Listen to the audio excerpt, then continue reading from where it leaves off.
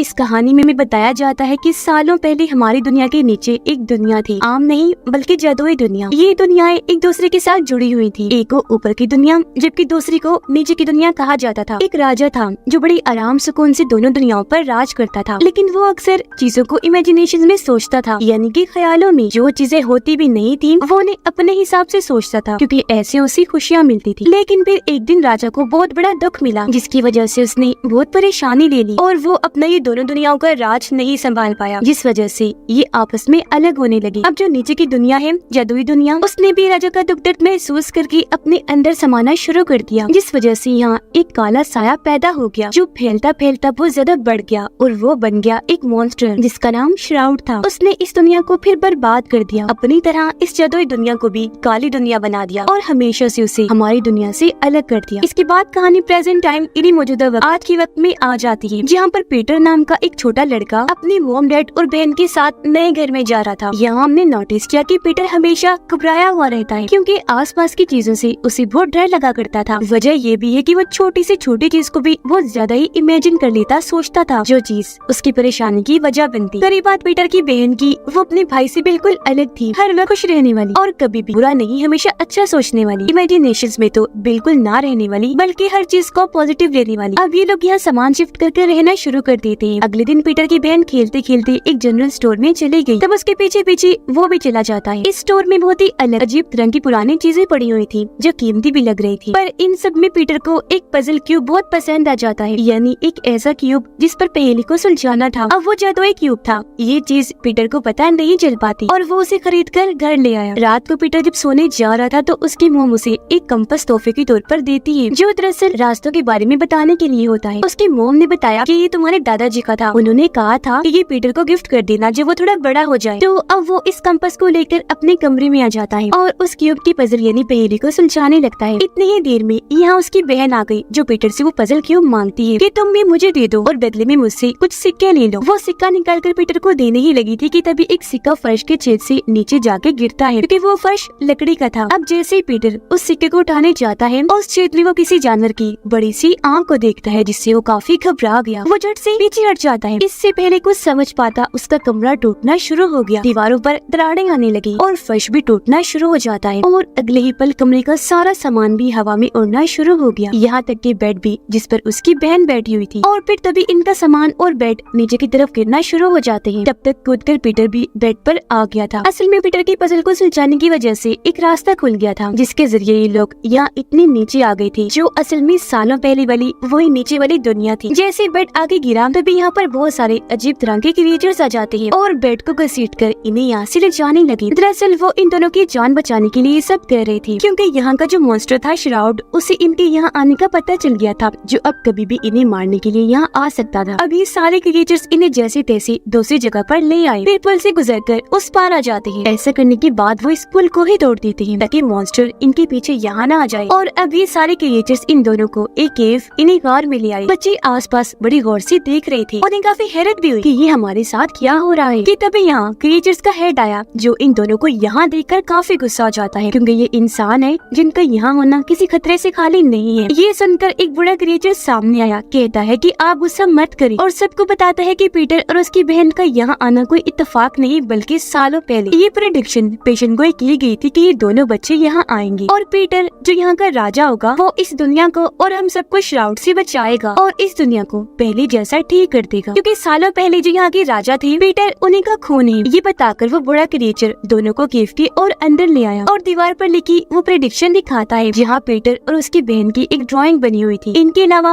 और भी कई सारी तस्वीरें वहाँ बनी हुई थी, जो सब दिखाकर बड़ा क्रिएचर उन्हें यहाँ के पास्ट माजी के बारे में बताता है कि कैसे यहाँ सालों पहले दोनों दुनियाओं पर एक राजा राज किया करता था, जो आपके ही बड़े थे। पर दुख की वजह से काले साइसी मॉन्स्टर श्राउड यहाँ पैदा हो गया और ये दुनियाएं अलग हो गई, जिस वजह से यहाँ पर रखी घड़ी टूट गई, जो टाइम बताने वाली इकलौती घड़ी थी, और ऐसी टाइम रुक गया।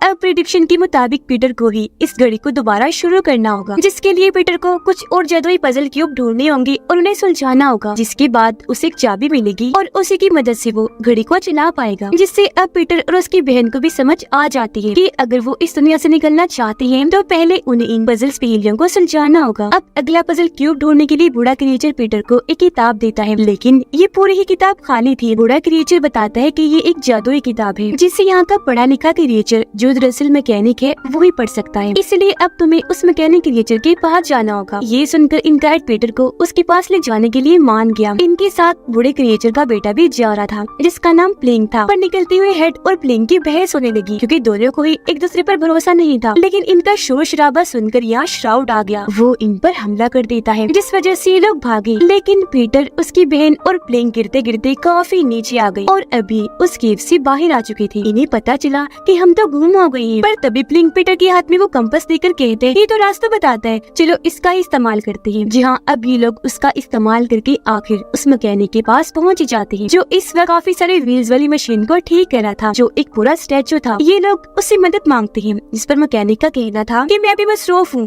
तुम जाओ फिर कभी आ जाना। जिस पर प्लिंग कहता है कि मेरे डैड ने मुझे भेजा है। अब ये सुनकर मैकेनिक उनकी मदद करने को राजी हो गया, फौरन निकलकर बाहर आ जाता है। वो पीटर से पजल लेकर जैसी उस किताब पर रखता है कि तभी किताब पर लाइंस लिखी आ जाती हैं, कुछ तस्वीरें और नक्शे बन जाते हैं। ये भी लिखा गया था कि अगला पजल क्यूब कहाँ है और उस वक्त का रास्ता भी बना हुआ था। मैकेनिक क्रिएचर बताता है कि जब तुम एक पजल को सुलझा लिया करोगे ना तो अगला पजल कहाँ है वो तुम्हें इस किताब के जरिए पता चल जाएगा, पूरा रास्ता भी लिखा होगा। ये सब बताकर वो पीटर को एक छोटी सी डिवाइस देता है जो एक बल्ब डिवाइस थी और कहता है पीटर ये तुम्हें अपने दिमाग से, अपने इमेजिनेशन से चलानी होगी, लेकिन इससे पहले तुम्हारे अंदर जो डर है उसे तुम्हें बाहर निकालना होगा, बिल्कुल खत्म करना होगा और ध्यान लगाकर इस किताब को पढ़ना होगा, जब भी तुम सब कुछ समझ पाओगे। अब उसके कहने पर पीटर आंखें बंद करके अपना डर निकालकर ध्यान लगाता है। वो किताब पढ़ने लगा जिसके साथ ही वहाँ एक पहेली आ जाती है। अब पीटर की तो आंखें बंद थी लेकिन इमेजिनेशन में वो पहेली जैसे पढ़ता है लिंक उसे सुलझा देता है, जिससे उन्हें पता चला कि अगला पजल पाने के लिए इन्हें एक खंडर वाली इमारत की जमीन पर जाके खड़ा होना है जहाँ के आसमान पर बहुत ही बड़ी आँख बनी हुई है। तो अब ये प्लिंग की मदद से उस खंडर में आ पहुंची और वहाँ उसकी जमीन पर खड़े हो जाते हैं जहाँ एक काफी बड़ी घड़ी की तस्वीर बनी हुई थी। अब घड़ी के हिसाब से यहाँ 12 नंबर थे, लेकिन इन्हें ढूंढना था अगला नंबर क्योंकि जाहिर है वो घड़ी में नहीं होता। इनके 13 ये आसपास ढूंढती तो है लेकिन इन्हें वो नंबर कहीं नहीं मिलता। लेकिन पीटर फिर भी खंडर में वो नंबर ढूंढता रहता है जहाँ आखिरकार उसे एक काफी बड़ी तस्वीर में 13 नंबर मिल जाता है जिसके नीचे बहुत सारे चूहों की तस्वीरें बनी हुई थी और वहाँ एक छोटा सा बटन भी बना हुआ था। उसे जैसे पीटर दबाता है ये दीवार खुलने लगी जो असल में खुफिया लॉकर तिजोरी थी जिसके अंदर पीटर को अगला क्यूब पजल मिल जाता है, जिसे लेकर वो बहुत खुश हो गया। पर क्यूब निकलने की वजह से यहाँ एक काफी बड़ा ड्रैगन आ जाता है जिसे देखकर पीटर काफी डर गया, जल्दी से एक पिलर के पीछे आकर छुप जाता है। लेकिन तभी उसे मैकेनिक क्रिएचर की कही बात याद आती है कि तुम एक राजा हो और एक राजा को बहादुर होना चाहिए। उसे अपने डर पर काबू पाकर अपनी ताकतों को पहचान कर उसका इस्तेमाल करना चाहिए। ये सोचकर पीटर अब बड़ी हिम्मत करके ड्रैगन के सामने आया और उसे कहते कि देखो मेरे पास यहाँ का पजल क्यूब है और मैं यहाँ का राजा हूँ। जो सुनकर ड्रैगन पीटर के सामने झुक जाता है, उसने सर भी झुका लिया, साथ ही वो माफी भी मांगता है कि प्लीज माफ कर दीजिएगा, मुझे पता नहीं था। साथ ही ड्रैगन ये भी बताता है कि मैं कोई भी शक्ल, कोई भी रूप ले सकता हूँ। जो सुनकर पीटर कहते हैं तो फिर ठीक है, हमें अगली पजल क्यूब वाली जगह पर ले जाओ, जो जगह असल में रेगिस्तान में बना मंदिर है। तो अब ड्रैगन अपना जिस्म थोड़ा सा बदलकर लोहे का बना लेता है जो उसका ऊपर बना हिस्सा था, क्योंकि उसने इन तीनों के लिए ये बैठने की जगह बना दी थी। और अब वो इन तीनों, इन्हीं पीटर, उसकी बहन और प्लिंग को लेकर उस मंदिर के पास आ जाता है जहाँ पर यहाँ के क्रिएचर्स की बहुत सारी मूर्तियाँ थी जो सभी सोल्जर्स क्रिएचर्स थी और सब पत्थर की बनी हुई थी। हालांकि पहले सब जिंदा और सही सलामत हुआ करते थे और पत्थर वो श्राउड की हमले की वजह से बने थे। अब ये लोग मंदिर के अंदर आ जाते हैं जहाँ इन्हें 2 सर वाला कछुआ मिलता है जो असल में थे तो 2 लेकिन आपस में जुड़े हुए थे। इन्हें पता था कि पीटर यहाँ का राजा है तो ये उससे बातें करने लगते हैं, पर वो इन पर गुस्सा करने लगता है कि तुम इतना क्यों बोल रहे हो, मेरा टाइम बर्बाद ना करो, मुझे पजल ढूंढना है। अब उसका ये बर्ताव पीटर की बहन को पसंद नहीं आया, वो उसे ऐसा करने से मना कर रही थी, पर इस बात को लेकर इन बहन भाइयों की बहस हो गई। तब उसकी बहन नाराज होकर वहाँ से बाहर आ जाती है। उसके बाद पीटर मंदिर को हर तरफ से देखने लगा जहाँ पर बहुत सारी तस्वीरें बनी हुई थी। एक दीवार पर ऊपर से नीचे 4-5 पत्थर थे और कुछ तस्वीरें उन पर भी बनी हुई थी। अब की जो पहेली थी वो एक कोड में थी। उन कोड्स के मुताबिक पीटर उन पत्थरों को हाथ लगाकर मोड़ देता है। अब ऐसे उसने सारे पत्थर घुमा दिए और ये पहेली उसने हल कर ली। ऐसा होते ही ये दीवार खुलने लगी, क्योंकि ये भी एक खुफिया रास्ता था जिसके अंदर उसे अगला पजल क्यूब मिल जाता है। अब इससे पहले वो इस क्यूब को किताब पर रखता, अगले पजल क्यूब का पता लगाने के लिए बाहर से उसे अपनी बहन के चिल्लाने की आवाजें आने लगी। ये जब बाहर चेक करने गया तो देखता है कि श्राउड की आर्मी ने उसकी बहन और ड्रैगन को पकड़ लिया है, जो बहुत बड़ी आर्मी थी और ये सब रोबोट मशीन थे। आर्मी का लीडर पीटर को कहता है कि चुपचाप ये पजल क्यूब हमारे हवाले कर दो, पर पीटर ने साफ साफ मना कर दिया कि नहीं, और वैसे भी मेरा ये काम अभी अधूरा है, मैं सारे पजल नहीं ढूंढ पाया। अब इनकार सुनकर लीडर को गुस्सा आ गया, इसीलिए वो पीटर को मारने लगा और अपने लोगों को भी कहकर इन पर हमला करवा देता है। ये देखकर ड्रैगन को भी काफी गुस्सा आ गया और अब वो अपनी ताकत की मदद से अपना साइज बहुत बड़ा कर लेता है और अब वो इन सोल्जर्स को मारने लगा। उसका साइज इतना बड़ा था कि ये सब उसके सामने बच्चे लग रहे थे और वो चींटियों की तरह इन्हें मसलता गया और यहाँ इनकी काफी बड़ी लड़ाई छिड़ गई। तो पीटर यहाँ अपना दिमाग लगाता है, वो मैकेनिक की दी हुई डिवाइस की मदद से एक ही झटके में इस पूरी आर्मी को खत्म कर देता है। पर इस लड़ाई के दौरान एक सोल्जर ने पीटर की बहन पर हमला कर दिया था और क्योंकि वो श्राउड का सोल्जर था, इसीलिए अब धीरे धीरे उसकी बहन भी पत्थर में बदलने लगती है और अब उसकी बहन को ठीक करने का बस एक ही रास्ता था और वो था श्राउड को हराना, जिसके लिए इन लोगों को यहाँ उस घड़ी को फिर से चलाना होगा जो सालों पहले बंद हो गई थी। और क्योंकि अब टाइम इनके पास कम था तो अगले पजल क्यूब को ढूंढने के लिए वो निकल जाते हैं, जो इनका आखिरी पजल क्यूब होगा और उसकी लोकेशन एक पहाड़ के ऊपर थी, यानी वो वहाँ मिलेगा। ये लोग जब वहाँ पहुँचे तो कछुआ कहता है कि मुझे लगता है मैं यहाँ पहले भी आ चुका हूँ, पर याद नहीं कि कब। जिस बीच उसकी बहन की तबीयत खराब होने लगी क्योंकि वो अब और पत्थर की बन गई। ये देखकर पीटर को उसकी फिक्र होने लगी। वो कछुए और ड्रैगन को अपनी बहन के पास ही छोड़ता है और प्लेन के साथ आखिरी क्यूब पजल ढूंढने के लिए निकल जाता है। अंदर आकर वो पहेली को सुलझा तो लेता है, लेकिन जब वो पजल वाली जगह पर जाता है तो ये देखकर काफी हैरान रह गया कि वो तो वहाँ पर है ही नहीं, क्योंकि पहले ही कोई पजल क्यूब वहाँ से निकाल कर ले गया था। ये देखकर पीटर को काफी बुरा लगा। वो मायूस होकर बाहर आ जाता है, जहाँ अब उसकी बहन पूरी तरह पत्थर में बदल गई थी, जो देखकर उसे बहुत दुख हुआ। उसे गुस्सा भी आ रहा था, इसलिए वो बड़े क्रिएचर की दी हुई वो जादुई किताब नीचे फेंक देता है, क्योंकि अब इसका इन सबसे यकीन उठ गया था। उसे लगता है कि मैं कुछ भी ठीक नहीं कर पाऊंगा। और अब तभी कछुए को याद आता है कि मैं यहाँ कब आया था। वो कहता है, पीटर मैं जब यहाँ आया था तो आखिरी क्यूब मैंने ही वहाँ से निकाल लिया था ताकि श्राउड वो ना ले ले, वो मेरे पास है। जो कहकर वो आखिरी क्यूब पीटर को दे देता है, जो लेकर पीटर खुश तो बहुत हुआ क्योंकि अब सारे पजल क्यूब आ गए थे, लेकिन इस बात से उदास हो जाता है कि अब हमारे पास किताब नहीं है, क्योंकि वो तो उसने नीचे फेंक दी थी। वो रोने लगता है कि शिट ने कितनी बड़ी बेवकूफी कर दी। लेकिन तभी ड्रैगन जो उड़ सकता था वो उसे शांत करके नीचे चला जाता है किताब को ढूंढने के लिए, जो बहुत जल्द उसे मिल भी गई, जिसे लेकर वो वापिस आ जाता है। उसे लेकर पीटर किताब पर रखता है, जिसे इन्हें पता चला कि घड़ी को चलाने के लिए जो चाबी इन्हें चाहिए होगी वो हासिल करने के लिए इन्हें एक टावर में जाना पड़ेगा, जो क्लॉक टावर है। तो अब पीटर ना चाहते हुए भी अपनी बहन की मूर्ति को वही छोड़कर ड्रैगन के साथ क्लॉक टावर के लिए निकल जाता है।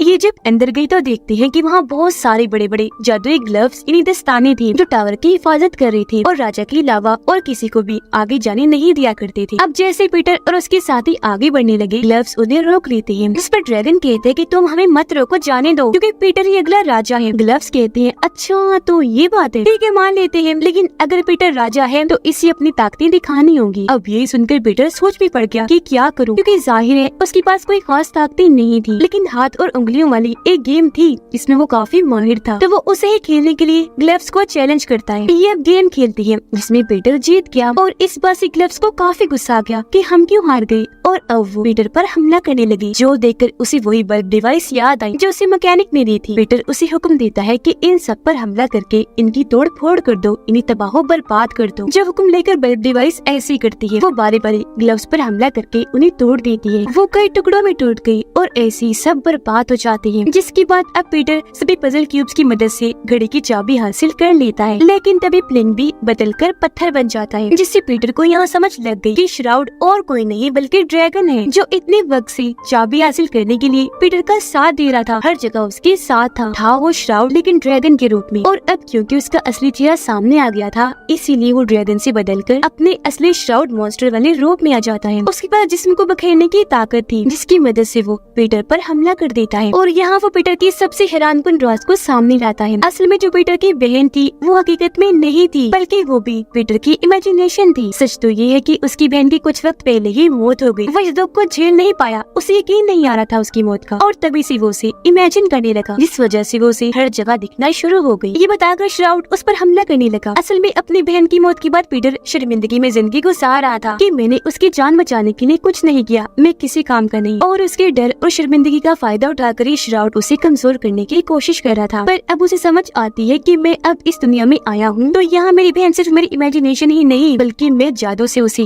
दोबारा जिंदा कर सकता हूँ, जो जिंदा होने के बाद ये इस दुनिया में ही रहे। तो अब वो बहुत खुश था इस बात से कि मुझे अपनी बहन को दोबारा जिंदा करने का एक और मौका मिला है। तो अब वो अपनी बहन और बाकियों को बचाने के लिए अपने सारे डर को मिटा देता है। इसीलिए वो अपनी बल्ब डिवाइस को भी हुक्म देता है और श्राउड पर हमला करवा देता है। और क्योंकि उसका जिस्म उलझा बिखरा हुआ था तो अब वो टूटकर बिखरने लगा, वो पूरा बर्बाद हो जाता है। और इस तरह यहाँ श्राउड का खात्मा हो गया, जिससे आज आखिरकार इस दुनिया का अंधेरा कालापन खत्म हो गया था। तो अब पीटर उस क्लॉक को चालू करके दोबारा शुरू कर देता है। घड़ी जैसे चली ये जादुई दुनिया दोबारा पहले जैसी ठीक हो गई। यहाँ पर से रोशनियां छाने लगी, चीजें जलना शुरू हो गई और पीटर की बहन और बाकी क्रिएचर्स जो पत्थर के बने हुए थे वो भी दोबारा से ठीक हो जाते हैं और अब उसकी बहन इसी दुनिया की बन जाती है। उसे देखकर पीटर बहुत खुश हो गया। अब क्योंकि ये सब ठीक करने में पीटर का हाथ था इसीलिए उसे इज्जत के तौर पर ताज पहना दिया जाता है। पर वो ताज उतार कर अपनी बहन को ही पहना देता है, ये कहकर कि तुम इस दुनिया की हो तो इस पर तुम्हारा हक है। और अब वो सबको अलविदा कहकर वापस अपनी दुनिया में आ गया, जहाँ उसका कमरा जो टूट गया था वो भी अब बिल्कुल ठीक हो जाता है। नींद से उठने के बाद वो ये सब कुछ अपने डैड को बताता है, यानी कि शुरू से अब तक जो हमने देखा